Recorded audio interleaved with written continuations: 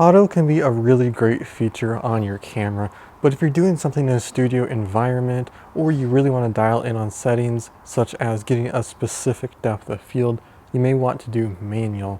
But how do you know what's the best option for manual settings when taking pictures and video? Well, in this video, we're going to show you just that. So there's three main things you want to set on your camera: ISO, shutter speed, and exposure. We're going to start with shutter speed because that's the easiest. You want to go ahead and hop into your settings if you're taking a video and you want to see what your frame rate is. So right now we're recording in 4K at 30 frames per second, and this camera is capable of recording 1080p at 30 frames per second. So for video, I have it set to 30 frames per second. So when we go ahead into the settings here, we're going to see this first number right here, and we're going to want to turn the wheel, and that will adjust our shutter speed. Now it does affect brightness slightly, not a lot, but we're going to want 1/60th of a second for our shutter speed since we are shooting at 30 frames per second. Now for your ISO, that is the exposure to light. Your sensor is going to adjust its exposure to light, and it's going to amplify that signal.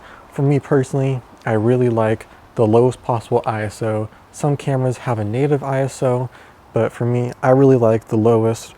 So you can go auto and on ISO and manual on your exposure and shutter speed, but it's up to you.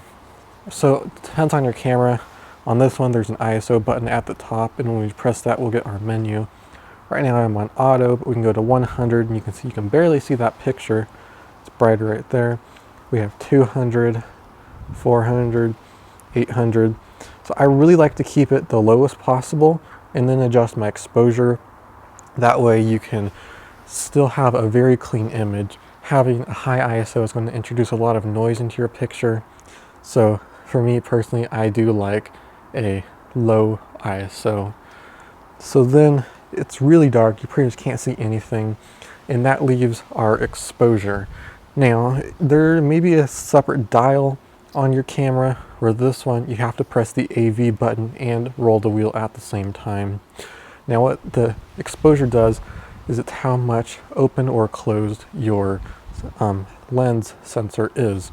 So there's little doors inside in the lens, and a wide open exposure has a brighter image, where a more closed one has a darker image. For this camera, we have to press and hold AV and then roll the wheel. And as you can see, as we get to lower numbers, it's going to make the scene a little bit brighter. And then if we go this way, it's going to make it darker. So I could go to a 50 shutter speed, and that will get everything pretty much in a good color, but that might make it too choppy of a video.